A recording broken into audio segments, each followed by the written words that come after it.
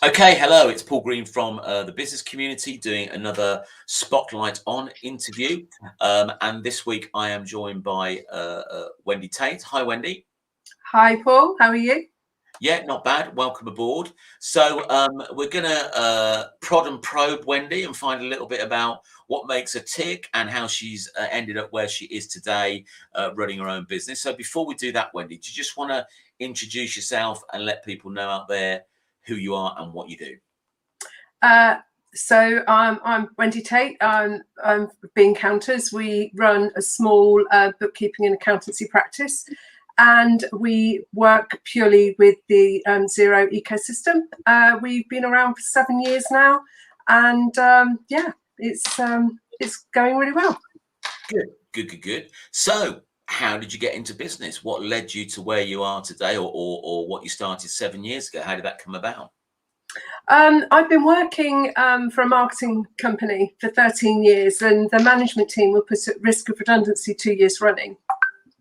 But I didn't really like the job anyway, and I didn't want, it was very target driven, and this will sound really funny now, but I didn't want my job to be all about the numbers, all about the bottom line. Didn't want a job like that. So I'd actually gone to university and done a training course in Northampton to become a psychotherapeutic counsellor. And I was just finishing that training when the second redundancy round came along. Although I wasn't made redundant, I just couldn't take the risk anymore of being somewhere that was so volatile. So I moved to do an admin job, finished that training, and then the new company offered to send me to college to do my AAT. So a different journey began, and my work did become all about the numbers. Okay. So that's how I got here, really.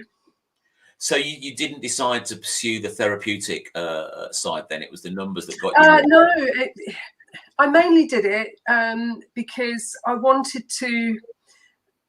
My husband had gone through quite a traumatic mental health experience, and my main reason to do it was because the help that he received put him back on his feet, enabled him to carry on, basically. And I thought to do a job like that, to give that something back, would be an amazing thing to do. So I was just coming to the end of that training. I qualified, and then got sent off to college to do my AAT. Practically, as I finished one, I started the other. So, but I do find that it helps. I do find that clients do talk to me an awful lot, and then they say, "Oh, I don't know what made me tell you all of that." It has enabled me to be a listening ear and to have more of an understanding of people. So I think it stood me in good stead, even though I'm not actually doing it as a job. Yeah, no, absolutely. Certainly won't do you any harm, will it, having that insight, I guess? So, No. So we touched on this earlier networking meeting. So what was it like going back to college in later life? It was really strange. I did it as a day release. But I'm going back to college at the age of 45, and there's all these 16, 17-year-olds running around. So it did feel quite strange, but it was nice to sort of go back into education and do something that I never thought I'd do. You never quite know where life's going to take you, do you? No, absolutely. So you mentioned AAT. So for people that might not know what that is, do you want to explain what AAT is? The AAT is it's a qualification that starts from bookkeeping level. It's the Association of Accounting Technicians is the professional body's name, but everybody shortens it to the AAT. And it does qualifications from bookkeeping level right up to licensed accountant. You can go through various levels to complete that training. Then you can get your license from them and start your own practice. Okay, and do you run the one locally? I know you used to run some events in the. Yes, so I'm the chair of the Northampton branch of the AAT for my sins. I've been doing that for the last 3 years. So the previous chair had stepped down because her life was taking her in a different direction. and they asked me to step up, basically. So I've been doing that.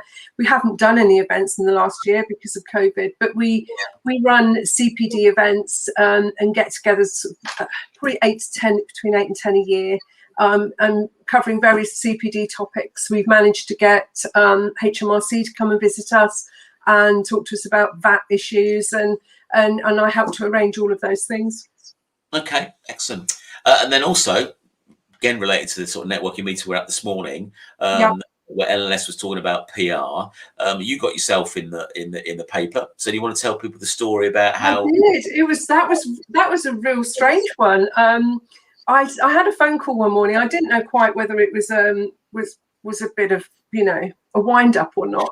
But I had this telephone call from a journalist from the Mirror that said they want to do a spotlight on accountancy careers in their careers section, and they'd contacted the AAT, who'd given them my name as somebody that they might want to talk to do the piece on. So yeah, it was really nice. I was quite chuffed, really, to be chosen out of all of the members as the person to be to have my piece in the paper. And it was a half page, and it was really quite nice. Yeah, I remember seeing it. You need to get it framed and add it to the ones other things behind you on the wall, I think. Yeah, maybe I do. They're all certificates on the wall. So yeah, I think I will. I've still got a copy. Excellent. Well, you bought all the copies in Wellingborough at the time, didn't you? I remember. So you sometimes use the hashtag Xero Queen. Yes. So again, do you want to let people know what Xero is if they don't know, and why you choose that as a sort of platform as choice for you and your clients? I've worked on several different. It's an accountancy software, so it's a bookkeeping software. There are lots of others out there, but when I started the business, I wanted something that would allow me to work remotely with my clients. And I'd looked at QuickBooks, and I didn't get on with it. I didn't like it, and I looked at Xero, and I really liked that one. So I used to work with several softwares, and then I decided that instead of being a jack of all trades, I wanted to be a master of one. So I decided to specialize in Xero, and I've been a Xero certified advisor now for 7 years. And I try and put tips and hints out there to help people use Xero better. And I'm always willing to, take a call if somebody says, how do I do this? How do I undo this because I've messed it up? And to just support people, really.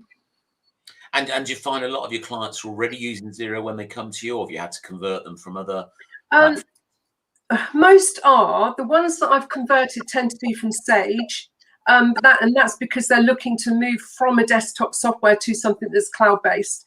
Especially with COVID, the desktop softwares weren't doing it for people because everyone was working remotely. So to have something that was cloud-based, that everybody could access, and it was one price, no matter how many people were getting on there. You weren't paying for separate licenses for every user.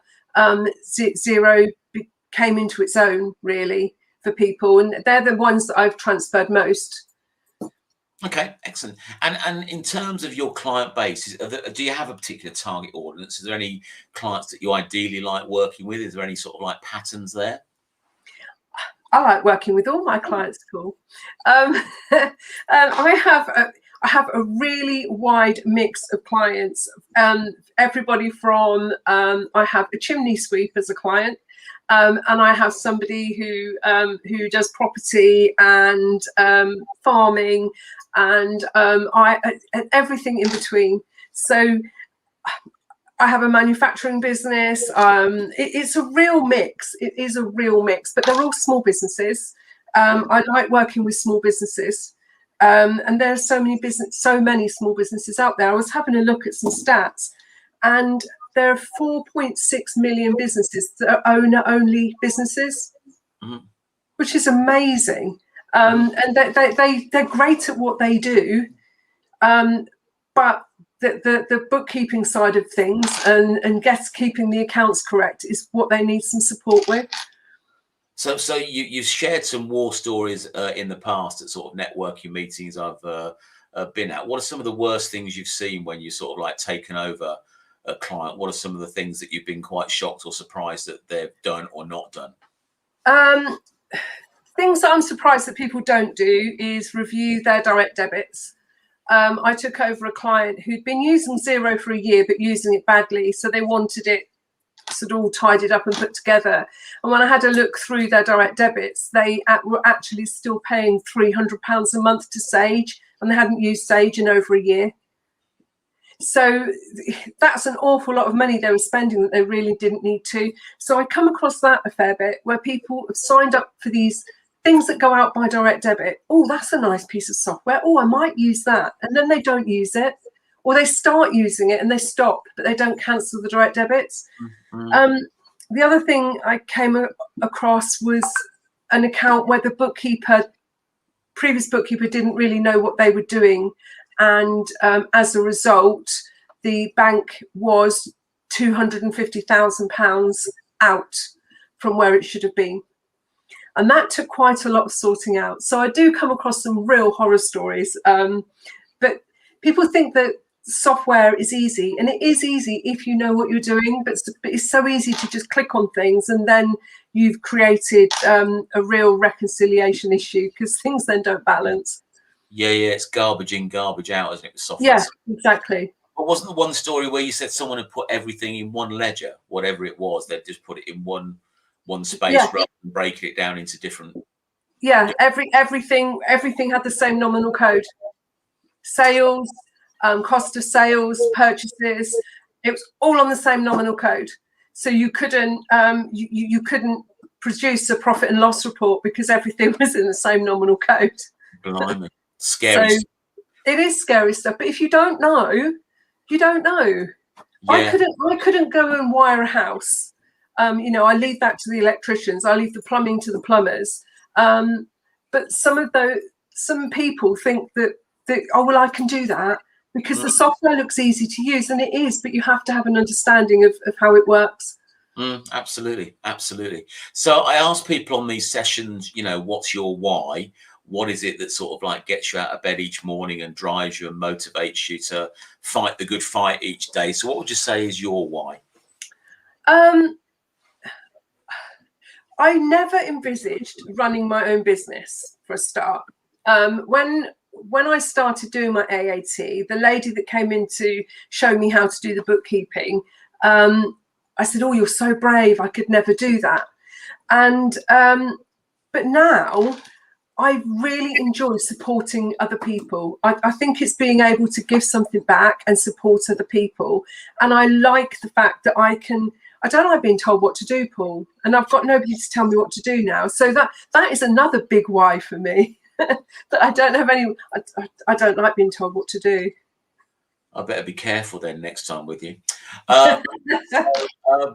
Okay, excellent. I can understand that. And there's a lot of accountants and bookkeepers out there doing similar things. What would you say helps distinguish you from your competitors? What makes you different from anybody else offering a similar service? Oh, well, I specialize in Xero only, so that is one thing. And the other thing is I try to talk to people in language that they understand. This is why it's bean counters, and it's not. I didn't want my business to be named after me or come across as stuffy or unapproachable. I wanted it to be fun, to be to people to be able to come and talk to me and ask me what they think is the stupid question, but it isn't a stupid question. So I wanted to be approachable. I didn't want to be stuffy, and because at the end of the day, it's about the client. It's not about me. So it's being client-centered, really. Okay, makes sense. So as we're recording this, we're still in a pandemic. We're hopefully sort of like emerging from some of the restrictions in the not too distant future. So obviously the COVID-19 has been the biggest challenge for most businesses over the last 16 months. Outside of that, in the 7 years that you've been in business, what would you say has been the biggest challenge that you've faced? Working on my own and making sure that I'm up to date with everything CPD wise. because all the tax things, it all changes so quickly. It changes every year in the budget, all the Finance Act. So what I've done in the last sort of 18 months is I've teamed up with another accountant, but believe it or not, she's in Wales. I met her once at a conference, and every Friday morning at 7:30, we have an hour of Zoom and we keep each other up to date on the finance, and it's just having that somebody to talk to. So that was my biggest challenge, but I've overcome that by having somebody to team up with who has a similar challenge, and we help each other. How did you find that lady? I found that lady because she's also works. She's also an AAT branch leader, and there was an AAT branch conference about 2 years ago that we both ended up at, and we just got talking, and we've become friends. And I speak to her 2 or 3 times a week. But we have our Friday morning Zooms where we go through. We've just gone through FRS 105 and all that lovely boring stuff that really isn't. Nobody else wants to read this stuff other than somebody else who's doing what you do. So I found somebody to actually collaborate with and do that study with. And that was my biggest challenge, actually keeping on top of all of the new stuff going on. But now I think I've got that licked. Excellent, excellent. And the other thing we spoke about a week or so ago was your business in a box idea. So tell us a little bit about how that came about and what that is. Bookkeeping in a box, that came about because I was talking to the very lovely Margot Clark. We had a one-to-one following a BuzzCon meeting, and she was saying how she had to put together all this compliance stuff, which we all have to do. We have to have procedures in place in order to be compliant with our professional licenses. But it's left to you to make all of these documents. So over the years, I've produced a lot of documents. At first, I thought it was a bit of a faff because it is only me. So what am I doing it for? But I have a business continuity plan. So if anything were to happen to me, my husband could hand my procedures manual to the person that is my continuity partner, and they could pick up the mantle and make sure that all the deadlines are met for my clients. So you have to have that in place.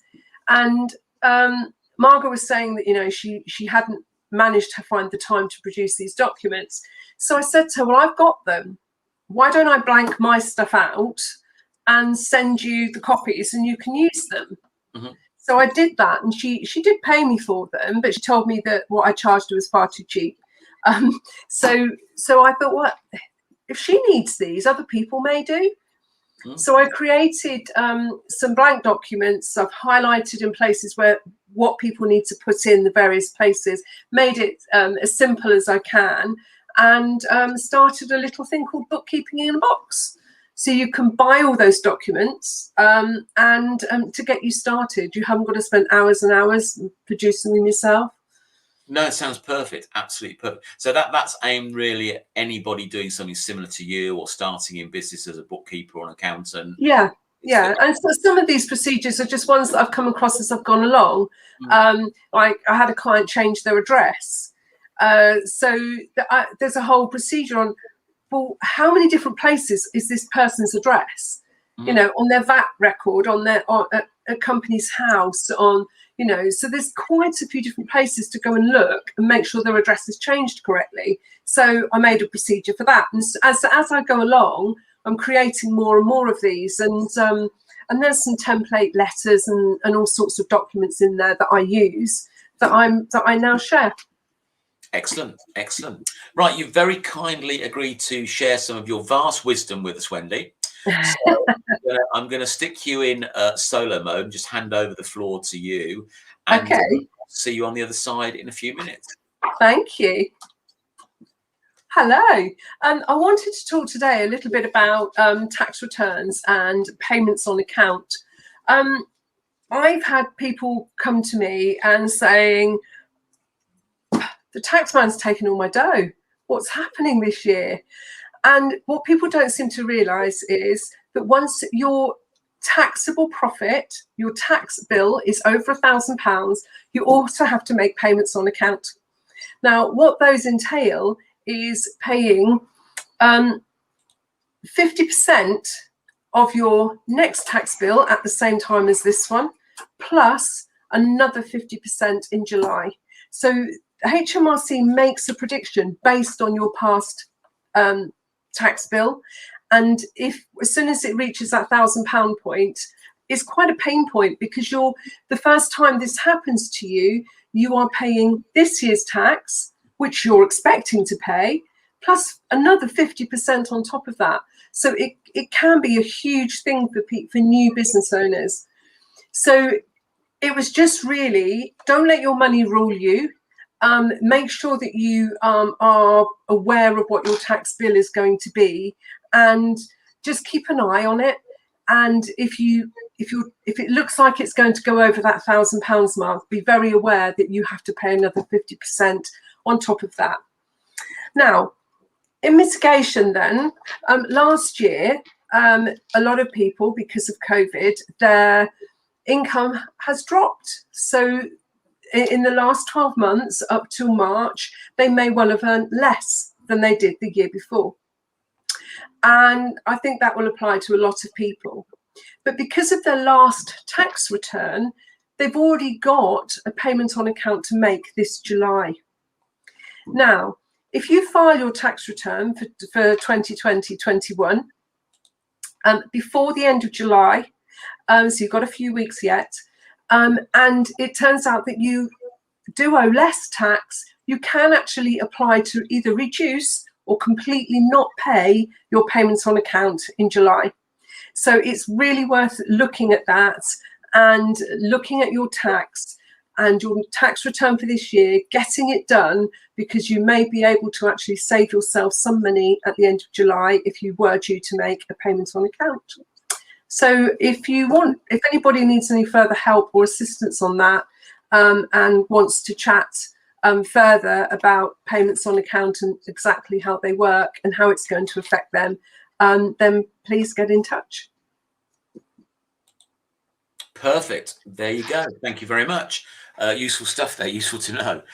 So final thing from me then, or final thing from me to you. From one small business owner to any others out there, what would be your one top tip that you would give? Well, just give any small business owner out there. Be aware. Well, be aware of your numbers, but don't go it alone. Start networking. There are other business owners out there who are single business owners who are also going it alone, and networking is key. Networking's been key for me, for the collaboration, the support, and everything else that I've received. No, Paul hasn't paid me to say that, but it's been massive, and you're not alone. There are other people out there, and everybody wants to support each other. So just go out there, get the support, and join a network that works for you.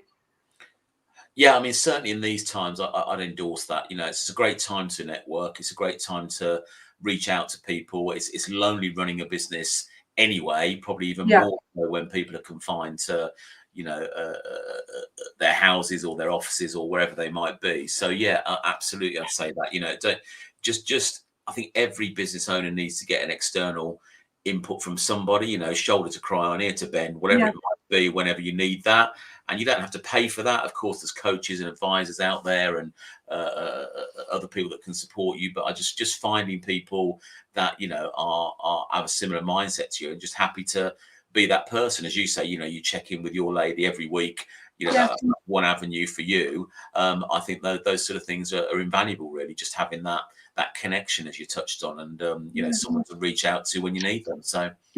Perfect. Because a lot of the time, any of the pain points that you come across in your business, somebody else has gone through that pain point, and they can probably help you. So you know, you might work on your own in your business, but you're not alone. Yeah, and I think sometimes, you know, my experience is, you know, small business owners, particularly when they're new, they think, you know, it's only them that's ever experienced this problem. You know, it's only ever happened to them. And, you know, from the hot seat sessions we do in the networking meetings, you know, when someone does take that opportunity, you often see other heads nodding around. So, you know, people have the same issue or the same business problem or whatever it might be. So, yeah, absolutely. Good advice. So, that's it, Wendy. I'm done with you if you're done with me. So thanks for your time today. Thank you. I'll let you crack on with the rest of your day, and I'll end the broadcast there. All right. Thank you.